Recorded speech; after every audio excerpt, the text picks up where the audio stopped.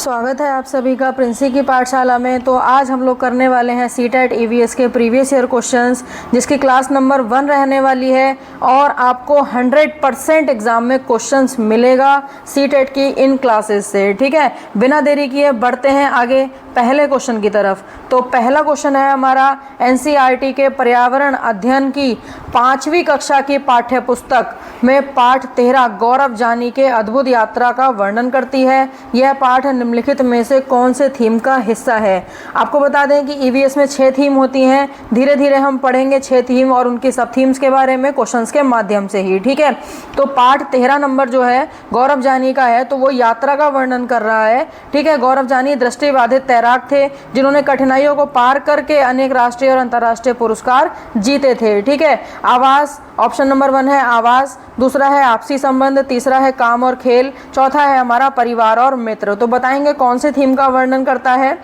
तो गौरव जानी जो पाठ है हमारा वो आवास, आपसी संबंध, यानी कि जब वो यात्रा कर रहे थे तो वो जगह जगह पर रुक भी रहे थे। जब उन्होंने यात्रा की कठिनाइयों को पार कर करके तो वो रुक रहे थे, तो इसका जो है आश्रय जो है यानी कि आवास हमारा जो थीम है ये उसका हिस्सा है। ठीक है, पार्ट नंबर 13 गौरव जानी। ठीक है, आगे बढ़ते हैं अगले क्वेश्चन की तरफ।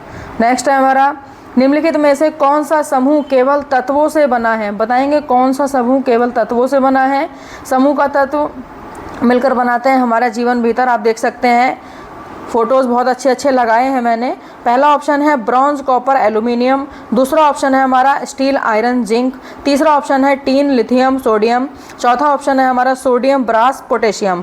तो कौन सा तत्व जो है वो कौन सा समूह केवल तत्वों से बनकर बना है। तो टीन लिथियम और सोडियम जो है हमारा केवल तत्वों से मिलकर के बना है। तो ऑप्शन नंबर जो है हमारा सी हमारा सही जवाब हो जाएगा। ऑप्शन नंबर सी हमारा सही जवाब हो जाएगा। ठीक है, बात करें ब्रॉन्ज कॉपर और एल्यूमिनियम का, ये धातु या मिक्सचर हैं, ये तत्व नहीं है। क्या है, ये धातु हैं या फिर मिक्सचर हैं, मतलब मिश्रण है। ठीक है, स्टील आयरन और जिंक के बारे में बात करें तो स्टील जो है आपकी मिश्र धातु है। एक स्टील क्या है आपकी एक मिश्र धातु है।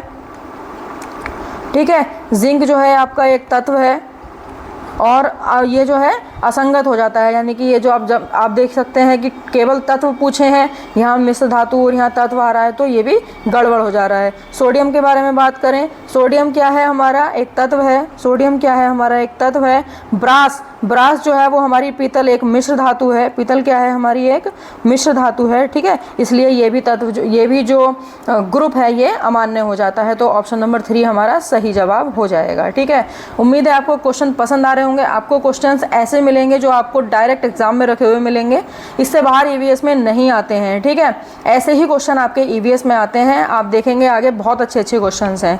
तो उबला हुआ दूध पेट में पचने में कितना समय लेता है। निम्नलिखित में से सही उत्तर चुनें। बताएंगे उबला हुआ दूध जो है पेट में पचने में कितना समय लेगा। 3 घंटे, 4 घंटे, 5 घंटे या 2 घंटे। बताएंगे कि कौन सा ऑप्शन होगा। आप बात करें दूध के बारे में तो दूध का पाचन जो है वो आमाशय से शुरू होता है, यानी कि हमारे पेट से शुरू होता है। यहाँ पर रेनिन एंजाइम होता है। क्या होता है, रेनिन एंजाइम पाया जाता है। कैसीन जो है प्रोटीन को जमाता है, कैसीन प्रोटीन होता है। ठीक है, और जिससे जो है एंजाइम में टूटने में उसको सहायता मदद मिलती है, और जिसकी वजह से जो दूध है हमारा वो लगभग 2 घंटे में पचता है। 2 घंटे में दूध जो है पेट में पचने का समय लेता है। ठीक है, आगे बढ़ते हैं अगले क्वेश्चन की तरफ। अगला क्वेश्चन है हमारा कोई व्यक्ति मृत सागर या नमकीन झील में नहीं डूबेगा भले ही उसे तैरना ना आता हो। बताएंगे कोई व्यक्ति मृत सागर या नमकीन झील में नहीं डूबेगा। ऐसा इसलिए है क्योंकि, ऐसा क्यों है बताएंगे। समुद्री जल का कम घनत्व होगा। समुद्री जल का ना तो घनत्व अधिक होगा ना ही कम होगा। समुद्र जल की उच्च मात्रा या फिर समुद्री जल का उच्च घनत्व।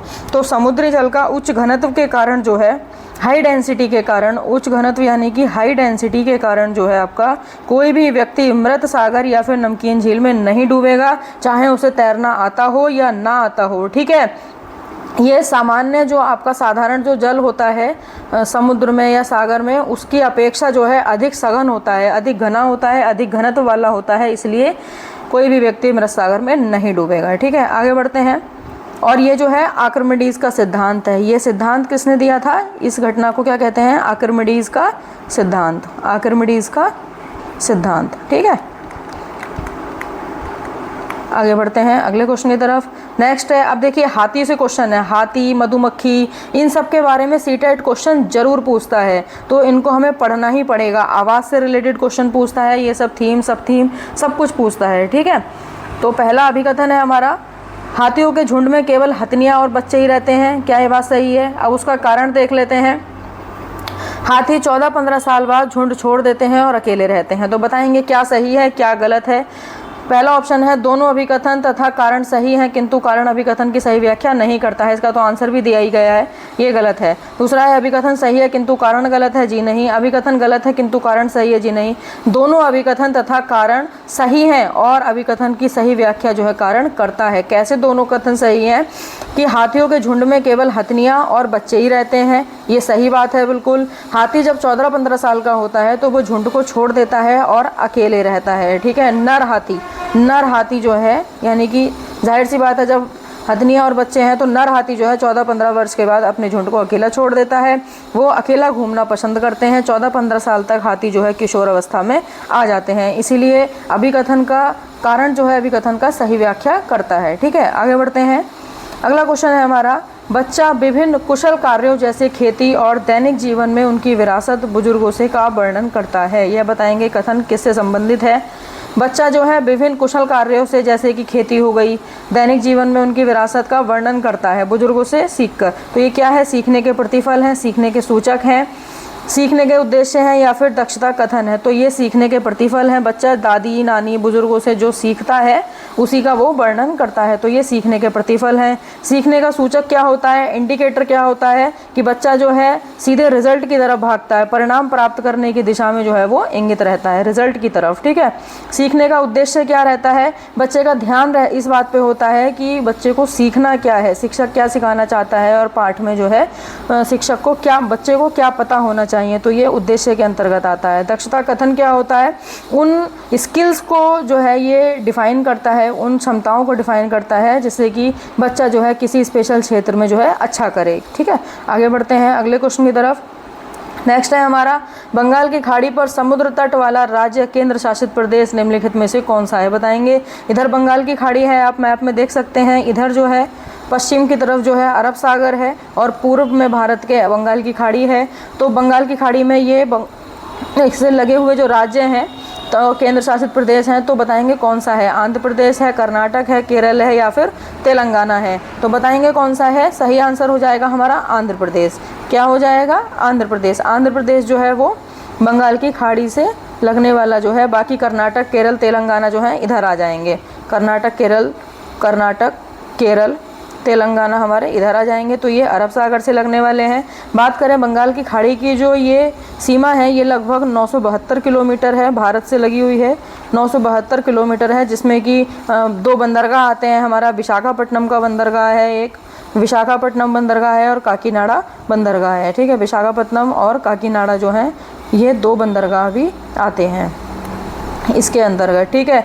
गलत क्या है हमारा? कर्नाटक जो है, कर्नाटक ये जो है बंगाल की खाड़ी पे नहीं है, अरब सागर में है। अभी मैंने बताया केरल का तट भी जो है वो अरब सागर की तरफ है, और तेलंगाना जो है ये चारों ओर से जो है स्थल रुद्ध है, यानी कि तेलंगाना यहाँ पर है, स्थल रुद्ध है, इसके चारों तरफ कोई भी पानी या कोई भी तटरेखा नहीं है, ठीक है। अगले क्वेश्चन की तरफ बढ़ते हैं।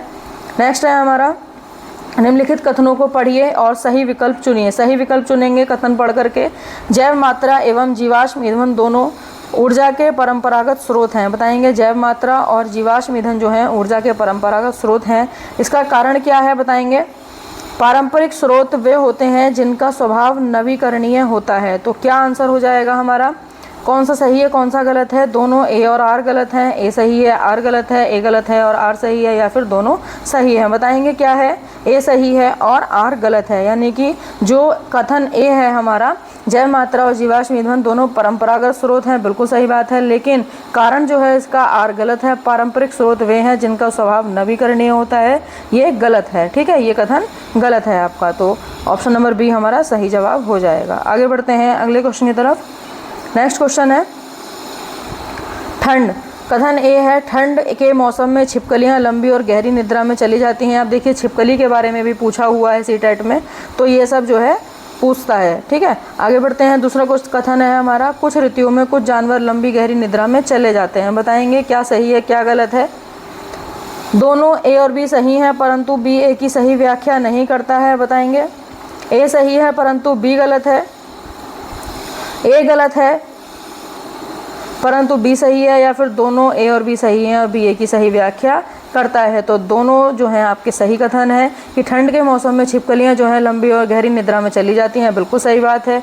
कुछ ऋतुओं में कुछ जानवर लंबी गहरी निद्रा में चले जाते हैं, ठीक है। जैसे कि ये आपके स्तनधारी होते हैं, सरीसृप होते हैं, उभयचर होते हैं, तीनों ही प्रजातियों पर लागू होता है, ठीक है। तो ये एक घटना, इस घटना को क्या कहते हैं, गहरी निद्रा में जाने की घटना को हम क्या कहते हैं, हाइबरनेशन। क्या कहते हैं, हाइबरनेशन, ठीक है। तो दोनों ही कथन हमारे सही हैं।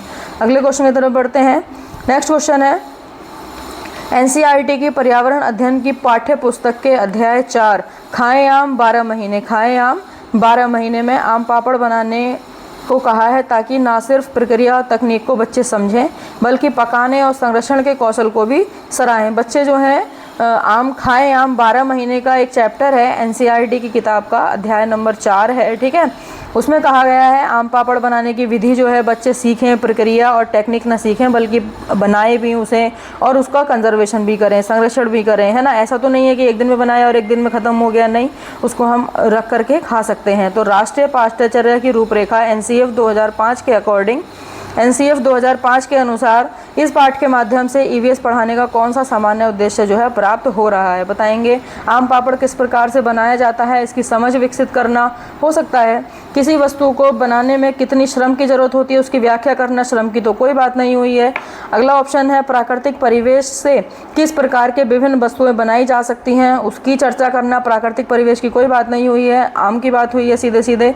अमूर्त के स्थान पर अपने अनुभवों को पहले के जुड़े अवलोकन और उदाहरणों की सहायता से समझ का विकास करना, बिल्कुल सही बात है। अमूर्त के स्थान पर यानी कि जो हम नहीं जानते हैं उसके स्थान पर अपने अनुभवों से, यानी कि पहले आम के बारे में बच्चों से पूछेंगे कि आपने आम खाया है, आपने आम देखा है, इस तरीके से फिर ऑब्जर्वेशन करके उनको उदाहरण की सहायता से समझ का विकास करना है, ठीक है। तो ये ईवीएस पढ़ाने का ये वाला उद्देश्य हो जाएगा। ऑप्शन नंबर 4 हमारा सही जवाब हो जाएगा।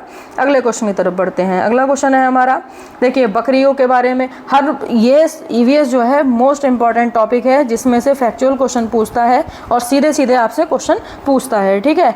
तो अब देखेंगे, जिन बकरियों के बालों से मुलायम पश्मीना शॉल बनाए जाते हैं वे लगभग 5000 मीटर ऊंचाई में पाए जाते हैं जहां बहुत सर्दी पड़ती है, बताएंगे। जिन पश्मीना शॉल जो बनाए जाते हैं वो 5000 मीटर की ऊंचाई पर वो बकरियां रहती हैं। इसका कारण क्या है, इतनी सर्दी से बचने के लिए बकरियों के शरीर पर गर्म बालों की परत उगाते हैं। क्या सही जवाब, तो दोनों कथन हमारे सही हैं, व्याख्या नहीं करता है, गलत जवाब है, गलत है, ये भी गलत है। दोनों ए और आर जो है हमारे सही हैं और आर जो है एक ही सही व्याख्या करता है। पश्मीना शॉल जो है उन बकरियों से जो है इकट्ठी की जाती है जो कि 5000 मीटर की ऊंचाई पर रहते हैं जहाँ की टेम्परेचर जो है बहुत ठंडा हो जाता है, ठीक है। इस सर्दियों के दौरान जो है बकरियों के शरीर पर गर्म बालों की परत भी उग जाती है जहाँ पर ये बहुत सुरक्षित रहते हैं। इसीलिए पश्मीना शॉल जो है बहुत महंगी मिलती है क्योंकि उसको हाथ से, पूरा हाथ से उसको बनाया जाता है एक एक धागे को पिरो करके, तो ये बहुत गर्म रहती है, ठीक है। आगे बढ़ते हैं अगले क्वेश्चन की तरफ। नेक्स्ट है, अर्चना कक्षा 4 की एक पर्यावरण अध्ययन की शिक्षिका है। अर्चना जो है एक टीचर है कक्षा 4 की ईवीएस की। अब बताएंगे क्या हो रहा है। वह अपनी कक्षा में बच्चों के 2 ग्रुप बनाती हैं और विद्यालय में यूनिफॉर्म होनी चाहिए या नहीं इस विषय पर वाद विवाद गतिविधि कराती हैं। अर्चना ने अपनी कक्षा में वाद विवाद क्यों कराया, निम्नलिखित में से कौन सा उपयुक्त कारण हो सकता है। मतलब बच्चों के लिए यूनिफॉर्म होनी चाहिए या नहीं, ऐसे उन्होंने 2 ग्रुप बनाए हैं बच्चों के और फिर उनमें वाद विवाद यानी कि डिबेट कराई है। तो इस डिबेट कराने का मेन कारण क्या हो सकता है, बताएंगे। वाद विवाद से बच्चों को किसी बात की विभिन्न पहलुओं के बारे में सोचने और समझने का मौका मिलता है, बिल्कुल सही बात है। जितने बच्चे बैठेंगे उतने ही विचार निकल करके आएंगे। कक्षा में बच्चों को अपनी राय रखने के लिए प्रोत्साहन मिलता है, बिल्कुल सही बात है। कक्षा में बच्चों को अपने अनुभव साझा करने का अवसर प्राप्त होता है, बिल्कुल सही बात है। बच्चा जो है अपने अनुभव साझा करेगा। वाद विवाद से बच्चे अपने साथियों के ज्ञान का आकलन कर लेते हैं। बच्चे साथियों का ज्ञान का आकलन कैसे कर सकते हैं, नहीं कर सकते हैं। आकलन करने का काम तो टीचर का होता है। तो ऑप्शन नंबर ए, बी और सी हमारा तीनों सही जवाब हो जाएगा, ठीक है। अगले क्वेश्चन की तरफ बढ़ते हैं।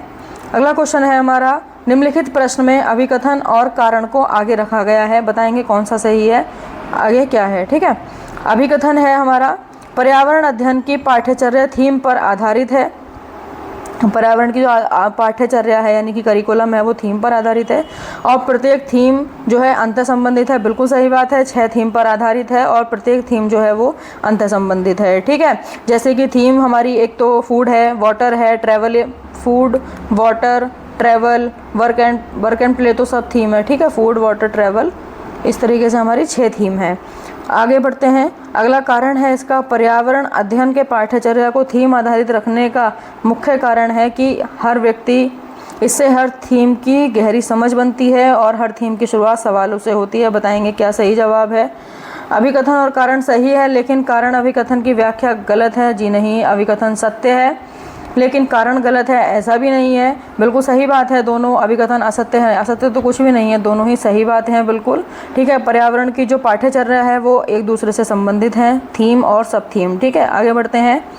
नेक्स्ट क्वेश्चन है हमारा कथन ए कथन बी। सन 1969 में नील आर्मस्ट्रॉन्ग चांद पर उतरने वाले सबसे पहले व्यक्ति थे। बिल्कुल सही बात है। दूसरा ऑप्शन है सन 2007 में कल्पना चावला अंतरिक्ष में सबसे लंबे समय तक रहने वाली पहली महिला थी। जी नहीं, ये कथन जो है आपका गलत है। ये जो है कल्पना चावला की जो मृत्यु है 1 फरवरी 2003 को ही कल्पना चावला की मृत्यु हो गई थी कोलंबिया अंतरिक्षयान दुर्घटना में। तो 2007 में कैसे रह सकती हैं, है ना। तो ए सही है परंतु बी गलत है। ऑप्शन नंबर बी हमारा सही जवाब हो जाएगा। ठीक है, नील आर्मस्ट्रॉन्ग, आपको कल्पना चावला और एक आपको अलबरूनी के बारे में भी ईवीएस में देखने को मिलेगा। ठीक है, आगे बढ़ते हैं। नेक्स्ट क्वेश्चन है हमारा राकेश कक्षा 5 का एक पर्यावरण अध्ययन का शिक्षक है। राकेश जो है कक्षा 5 के ईवीएस के टीचर हैं। वह अपनी कक्षा में बच्चों से एक गतिविधि कराने के लिए कहता है, बच्चों से गतिविधि कराने के लिए कहेंगे जिसमें सभी बच्चे ये अवलोकन करते हैं कि कौन सी वस्तु पानी में तैरती है, कौन सी पानी में डूब जाती है। एक्टिविटी के उपरांत कुछ बच्चे शिक्षक से पूछते हैं कि वस्तुएं पानी में डूब जाती हैं और कुछ पानी में तैरती हैं, ऐसा क्यों है। निम्नलिखित परिस्थिति में एक टीचर को सबसे उपयुक्त क्या करना चाहिए। बताएंगे कि टीचर को क्या करना चाहिए। शिक्षक को बच्चों से कहना चाहिए कि ऐसा घनत्व के कारण हो रहा है। सिर्फ कहने से थोड़ी ना हो जाएगा। प्रत्येक बच्चे को निरीक्षण करने, अपनी टिप्पणी दर्ज करने और उन टिप्पणियों का अर्थ बताने की आज़ादी दें। बिल्कुल, बच्चा जो है पहले देखेगा, सीखेगा, अपनी टिप्पणी करेगा, उसको आज़ादी दें तभी वो कर पाएगा। प्रत्येक बच्चे को परिकल्पना करने, परीक्षण करने और गतिविधि आधारित सामान्यीकरण करने पर अवसर देना चाहिए। बिल्कुल सही बात है, बच्चा इमेजिनेशन करेगा, परीक्षण करेगा तभी वो एक्टिविटी करके सीख पाएगा। शिक्षक को ये कहना चाहिए कि इसका मुख्य कारण आप अपनी बड़ी कक्षाओं में समझेंगे, ऐसा तो बिल्कुल नहीं कह सकते। तो ऑप्शन नंबर बी और सी हमारा सही जवाब हो जाएगा। ठीक है, ऑप्शन नंबर ए हमारा सही है। आगे बढ़ते हैं अगले क्वेश्चन की तरफ। अगला क्वेश्चन है मोहन कक्षा 5 का एक पर्यावरण अध्ययन के शिक्षक है। मोहन जो है कक्षा 5 के एक टीचर हैं। वह अपनी कक्षा में निम्नलिखित गतिविधि को श्याम पट पर लिखते हैं, यानी कि वो अपनी जो भी एक्टिविटी कराते हैं वो अपने श्याम पट पर लिखते हैं। ठीक है, श्याम पट मतलब ब्लैक बोर्ड पर लिखते हैं। अपने माता पिता और दादा दादी के समय पानी की उपलब्धता के बारे में पता करें और उसकी वर्तमान स्थिति से तुलना करें। उपयुक्त गतिविधि के लिए निम्नलिखित में से कौन सी सबसे उपयुक्त रणनीति होगी। बताएंगे कौन सी जो रणनीति है वो सबसे उपयुक्त है। वो बताते हैं, बोर्ड पे लिखा है उन्होंने कि अपने मम्मी पापा दादा दादी से उनके समय में पानी की उपलब्धता के बारे में बताएं और आज की स्थिति के बारे में जो है तुलना करें। तो इसको कौन सी विधि होगी। साक्षात्कार, इंटरव्यू करना दादा दादी का, मम्मी पापा का, ऐसा ये गलत है। भूमिका निर्वहन, रोल प्ले भी नहीं कर सकता है क्योंकि उस समय का और आज के बारे में रोल प्ले नहीं कर सकता है। चर्चा करना एक पॉइंट हो सकता है लेकिन परियोजना जो प्रोजेक्ट है वो बिल्कुल बेस्ट रहने वाला है। तो परियोजना के द्वारा जो है बच्चा शोध करेगा, डिस्कवर करेगा, डाटा इकट्ठा करेगा और अपने रिजल्ट जो है वो प्रस्तुत करेगा। ठीक है, तो परियोजना इसका बेस्ट रणनीति होने वाली है। ठीक है, अगले क्वेश्चन की तरफ बढ़ते हैं। नेक्स्ट है पर्यावरण अध्ययन की एक रचनावादी कक्षा में निम्नलिखित में से कौन सी क्रिया नहीं होती हुई दिखाई देती है। बताएंगे कौन सी क्रिया जो है नहीं होती हुई दिखाई देती है। बच्चों के अनुभव को सम्मान दिया जा रहा है। बिल्कुल सही बात है। बच्चे सिर्फ जाने पहचाने सवाल जो है हल कर रहे हैं। बच्चे अवधारणाओं के बीच की नई कड़ियों को जोड़ने में अपना अनुभव उपयोग कर रहे हैं। बच्चे ठोस वस्तुओं पर क्रिया करके सीख रहे हैं, बिल्कुल सही बात है, लेकिन सिर्फ जाने पहचाने सवाल जो है हल करे ऐसा थोड़ा ना है ज़रूरी, तो ये गलत है। ठीक है, ये क्रिया जो है नहीं होती हुई दिखाई देती है। आगे बढ़ते हैं अगले क्वेश्चन की तरफ। नेक्स्ट है हमारा, पर्यावरण अध्ययन का एक शिक्षक कुछ बच्चों के गतिविधि कराने के दौरान कुछ महत्वपूर्ण घटनाओं का अवलोकन करता है तथा उसका एक वर्णनात्मक टिप्पणियाँ भी दर्ज करता है। एक टीचर है, कुछ बच्चों की एक्टिविटी के दौरान जो है इम्पॉर्टेंट घटनाओं को अवलोकन करता है, ऑब्जर्वेशन करता है और उसका एक वर्णनात्मक टिप्पणी भी दर्ज करता है। ठीक है, निम्नलिखित में से कौन सा आकलन का उपकरण हो सकता है, बताएंगे कौन सा हो सकता है? पोर्टफोलियो, अवलोकन सूची, उपाख्यानात्मक अभिलेख या फिर रेटिंग स्केल। तो ये जो है उपाख्यानात्मक इसके अभिलेख जो है हो सकता है कि वो वर्णनात्मक टिप्पणी कर रहा है। आकलन का उपकरण भी उपाख्यानात्मक अभिलेख है। ठीक है, रिकॉर्ड रखने वाला। आगे बढ़ते हैं, अगला क्वेश्चन है, सिद्धि एक कक्षा 4 की शिक्षिका हैं। सिद्धि जो है कक्षा 4 की एक टीचर हैं। वह अपनी कक्षा के बच्चों को NCERT के पर्यावरण अध्ययन की पाठ्य पुस्तक का पाठ 10 पढ़ा रही हैं। हुतूतू पढ़ाने के लिए सभी बच्चों को खेल के मैदान में ले जाकर कबड्डी खेल खिलाती हैं। ठीक है, खेल खेलने से पहले वह सभी बच्चों को इस खेल के नियम बता रही हैं। शिक्षिका इस खेल के खेलने में बच्चों को नियम क्यों बताती हैं, तो बताएंगे कि नियम बताने के पीछे जो है कौन सा कारण हो सकता है। वह बच्चों का ध्यान इस ओर खींचना चाहती हैं कि खेल की तरह भी जीवन में भी हम नियम बनाते हैं। इस ओर खींचने की खेल की तरह जीवन में भी हम नियम बनाते हैं ताकि सभी कार्य सही ढंग से किए जाएं। हम सभी समाज में इस प्रकार से नियमों से बंधे हैं जिसके द्वारा आपस में मतभेद और झगड़े सुलझाते हैं। ये सब ऑप्शन जो है ठीक है, पर जो नियम बनाने से सभी बच्चों का ध्यान खेल की अपेक्षा नियम पर बहुत अधिक रहता है, उपयुक्त कारण जो है वो ये हो सकता है कि नियम बनाने से जो है बच्चों का ध्यान जो है खेल की जगह नियम पर रहेगा कि कहीं नियम ना टूटे। ठीक है, तो कौन सा ऑप्शन हमारा हो सकता है, बताएंगे? ये भी कारण है कि बच्चों का ध्यान जो है इस ओर खींच रही हैं कि खेल की तरह जीवन में भी हमें नियम बनाने हैं तभी सभी कार्य सही ढंग से हो जाएं। ठीक है, समाज में इस प्रकार नियम बनाते हैं जिसके द्वारा आपस में मतभेद और झगड़े सुलझाते हैं। तो ऑप्शन नंबर 4 हमारा सही जवाब हो जाएगा, A, B और C।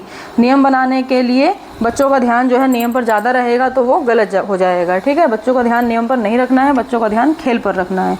आगे बढ़ते हैं, अगला क्वेश्चन है हमारा, पर्यावरण अध्ययन की बाल केंद्रित कक्षा में निम्नलिखित में से कौन सी क्रिया सबसे कम होती दिखाई देगी, बताएंगे कौन सी क्रिया जो है वो सबसे कम होगी बाल केंद्रित कक्षा में, यानी कि चाइल्ड सेंटर्ड जो हमारी कक्षा है उसमें कौन सी जो क्रिया है वो सबसे कम होगी, बताएंगे? बच्चों की गतिविधि के अनुसार बैठने की व्यवस्था में परिवर्तन होता दिखाई देगा। बच्चे कक्षा में चर्चा करते हुए, अनुभव बांटते हुए भी दिखाई देंगे। बच्चे कक्षा में शिक्षक को सुनते हुए दिखाई देंगे, या फिर बच्चे तरह तरह की गतिविधियों में क्रियाशील होकर कार्य करते हुए दिखाई देंगे। सबसे कम पूछ रहा है चाइल्ड सेंटर्ड में कौन सी एक्टिविटी सबसे कम होगी, तो गतिविधि के अनुसार बैठने की परिवर्तन भी दिखाई देगा। बच्चे चर्चा भी करेंगे लेकिन बच्चा शिक्षक को सुनते हुए दिखाई कम देंगे। बच्चे जो है अपने में थोड़ा सा मगन रहते हैं तो शिक्षक को सुनते हुए कम दिखाई देंगे। क्रियाशील होकर कार्य करते हुए, एक्टिविटी करते हुए भी दिखाई देंगे। ठीक है, आगे बढ़ेंगे। अगला क्वेश्चन है, एक व्यक्ति ने 30 जनवरी 2023 को नई दिल्ली से बेंगलुरु के लिए ट्रेन पकड़ी। आप समझिए कि ईवीएस में मैथ्स का क्वेश्चन भी डाल दिया गया है। तो एक व्यक्ति ने 30 जनवरी 2023 को नई दिल्ली स्टेशन से बेंगलुरु के लिए ट्रेन पकड़ी। ट्रेन नई दिल्ली से 5 घंटे पर चली, यानी कि 5 बजे चली शाम को, 17 का मतलब है 5 बजे, शाम को 5 बजे चली और 17 घंटे पर 31 जनवरी 2023 को बेंगलुरु पहुंची। यानी कि ये 5 बजे चली थी आपकी 30 जनवरी को और 31 को पहुंच गई शाम 5 बजे बेंगलुरु। ठीक है, यानी कि 24 घंटे हमारा टोटल टाइम हुआ। यदि नई दिल्ली और बेंगलुरु के बीच की दूरी लगभग 1776 किलोमीटर है तो पूरी यात्रा की औसत गति क्या होगी? तो औसत गति का जो हमारा फॉर्मूला होता है, एवरेज स्पीड का फॉर्मूला क्या होता है हमारा? Total distance upon total time. Total distance हमारा और टोटल टाइम, यानी कि कुल दूरी बटे कुल समय। औसत चाल का जो हमारा फॉर्मूला होता है कुल दूरी बटे कुल समय। ठीक है, तो कुल दूरी कितनी दी हुई है? 1776 किलोमीटर। अगर यहाँ पर जो है देखो किलोमीटर में दिया हुआ है, घंटे में दिया हुआ है, तो ऑप्शन भी हमें किलोमीटर घंटे में ही देना पड़ेगा। चेक कर लेंगे हम। अगर मीटर प्रति सेकंड में है तो उसको हम चेंज कर लेंगे, ठीक है। तो कुल दूरी है हमारी 1776 किलोमीटर। कुल समय कितना हुआ हमारा 30 जनवरी शाम 5 बजे से 31 जनवरी शाम 5 बजे तक कुल समय हो गया हमारा 24 घंटे। 24 से काटेंगे इसको, कितनी बार में जाएगा, काट सकते हैं हम 4 से काट लेंगे, 4 6 24, 4 चौक 16 और यहाँ पर 1 बचेगा 16 और 16, फिर 6 से काट लेंगे, 6 7 42 और 6 चौक 24, तो यानी कि 74 किलोमीटर पर आवर जो है हमारा सही जवाब हो जाएगा। तो एवरेज स्पीड जो थी ट्रेन की वो 74 किलोमीटर प्रति घंटा थी, ठीक है। अगले क्वेश्चन की तरफ बढ़ते हैं। अगला है हमारा कथन 1 एवं 2 को ध्यान से पढ़ें। बताएंगे एनीमिया के कारण बच्चे ठीक से पढ़ नहीं पाते हैं और उनमें फुर्ती भी कम होती है। बच्चे ठीक से बढ़ नहीं पाते हैं, सही बात है। एनीमिया होगा तो बच्चा नहीं पढ़ पाएगा, बढ़ भी नहीं पाएगा। आगे है अगला कथन है एनीमिया बच्चों की शारीरिक और दिमागी तंदुरुस्ती पर असर करता है। बिल्कुल सही बात है। दोनों ही कथन जो है हमारे एनीमिया के बारे में सही हैं, दोनों ए और बी सही हैं, ठीक है। अगले क्वेश्चन की तरफ बढ़ते हैं। नेक्स्ट है 2 भारतीय पक्षी वृक्ष और झाड़ी की डाली पर अपना लटकता घोंसला बनाते हैं। 2 भारतीय पक्षी जो हैं वृक्ष और झाड़ी की डाली पर अपना लटकता हुआ घोंसला बनाते हैं। ये 2 भारतीय पक्षी कौन से हैं? शक्करखोरा और दर्जन चिड़िया, बसंत गौरी और शक्करखोरा, दर्जन चिड़िया और कल चिड़िया और बेवर पक्षी। तो शक्करखोरा और दर्जन चिड़िया जो है वो लटकता हुआ घोंसला जो है बनाते हैं, ठीक है। इनको लटकते हुए घोंसले के लिए जाना जाता है और ये 2 भारतीय जो है पक्षी हैं, ठीक है, भारत में पाए जाते हैं। आगे बढ़ते हैं। नेक्स्ट क्वेश्चन है हमारा ऐसा पाया गया है कि बच्चों के सीखने और प्रगति का अवलोकन करते समय कुछ गलतियां हो जाती हैं। हाँ बिल्कुल ठीक बात है। यह गलतियां हमारे पूर्वाग्रहों का परिणाम हो सकती हैं। निम्नलिखित में से कौन सी सूचना एक पूर्वाग्रह के रूप में दर्ज नहीं होनी चाहिए? बताएंगे अगर गलती हो गई है तो किस में दर्ज नहीं होनी चाहिए? बच्चे की सामाजिक पृष्ठभूमि में दर्ज होनी चाहिए, ठीक है। पोर्टफोलियो में बच्चों के काम के नमूने दर्ज नहीं होने चाहिए, पोर्टफोलियो में दर्ज नहीं होने चाहिए, ठीक है।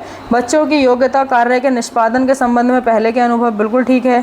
किसी एक विषय और उसके किसी एक क्षेत्र की परीक्षा से जुड़े पूर्व परिणाम भी होने चाहिए, लेकिन पोर्टफोलियो का जो उसमें बच्चों के काम के नमूने हैं वो दर्ज नहीं होने चाहिए, ठीक है। नहीं का पूछ रहा है तो ऑप्शन नंबर 2 ही हमारा सही जवाब हो जाएगा। आगे बढ़ते हैं। अगला क्वेश्चन है हमारा एक शिक्षक अपनी पर्यावरण अध्ययन की कक्षा में बच्चों को समूह में बांटकर, यानी कि एक टीचर ने ईवीएस की क्लास में बच्चों को ग्रुप में बांट दिया है। विद्यालय में मौजूद उनसे कुछ वस्तुएं इकट्ठा करने से कहते हैं, यानी कि टीचर कहते हैं कि बच्चों को ग्रुप में बांट करके कि आप कुछ वस्तुएं जो हैं इकट्ठी करें, ठीक है। इसके बाद वह बच्चों के साथ बैठकर उन वस्तुओं को विभिन्न समूह में बांटने के लिए कहता है। उसके बाद जब वो बच्चे वस्तुएं इकट्ठी कर ली तो बच्चों के साथ बैठ करके टीचर ने कहा कि उन वस्तुओं को जो है अलग अलग ग्रुप में बांटो। उस बच्चे वस्तुओं को उनके गुणों के आधार पर विभिन्न समूह में बांट देते हैं, यानी कि उनके गुण के आधार पर बांट देते हैं। शिक्षक के द्वारा इस गतिविधि को कराने का सबसे उपयुक्त उद्देश्य हो सकता है। क्या सबसे उपयुक्त उद्देश्य था टीचर का ये एक्टिविटी कराने का? पहला ऑप्शन पढ़ते हैं। गतिविधि कराने से बच्चे परिभाषा और तथ्यों को समझने में बहुत कम गलती करते हैं। परिभाषा की तो बात ही नहीं करनी है। गतिविधि बच्चों में सीखने के अन्य पक्षों की तुलना में संज्ञानात्मक पक्ष को काफ़ी हद तक मजबूत करती है। सिर्फ एक पक्ष को हम मजबूत नहीं कर सकते हैं, हमें सभी पर ध्यान देना होगा।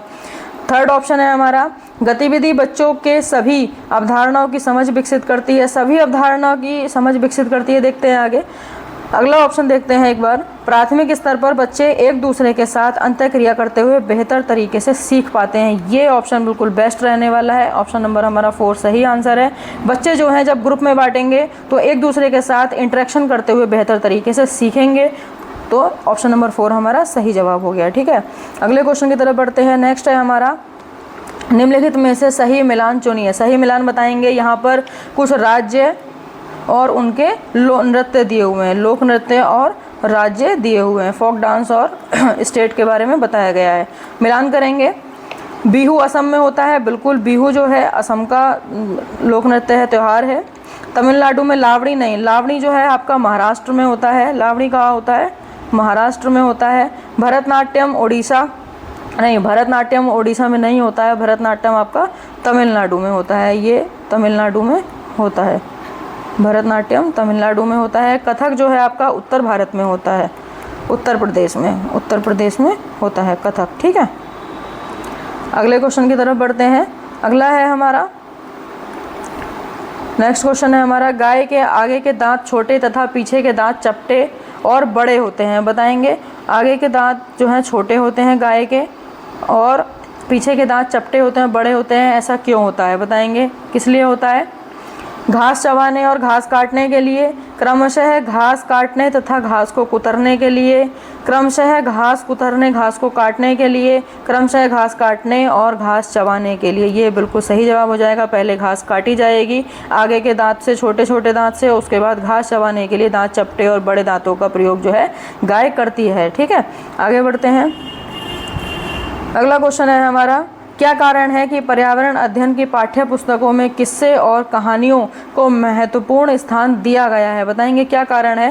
निम्नलिखित में से कौन सा सबसे उपयुक्त कारण हो सकता है? पहला ऑप्शन है हमारा, प्राथमिक स्तर पर पर्यावरण अध्ययन के शिक्षक किस्से और कहानियों को रुचि लेकर सुनाते हैं, इसलिए इनका महत्वपूर्ण स्थान दिया गया है। बिल्कुल सही बात है। आगे बढ़ते हैं। बच्चों को पर्यावरण से संबंधी मुद्दों के प्रति संवेदनशीलता विकसित करने के लिए अक्सर किस्से और कहानियों को इस्तेमाल महत्वपूर्ण माना गया है। हाँ, ये भी ठीक है। अगला है, क्योंकि बच्चे कहानियों के पात्रों अपने आप को आसानी से जोड़ लेते हैं, इसलिए इनको पाठ्य पुस्तक में महत्वपूर्ण स्थान दिया गया है। अब तीनों ही ठीक लग रहे हैं, बताएंगे कौन सा जवाब हो जाएगा?